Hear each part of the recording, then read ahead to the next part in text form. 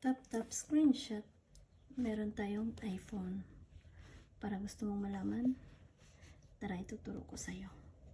So first, open muna natin ang ating phone.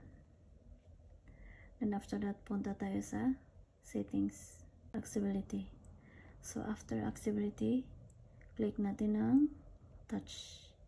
After touch, scroll down, back tap, screen tap, screenshot. Go back to your screen and tap behind, tap behind, tap behind. Back. One more. Yeah. Yes.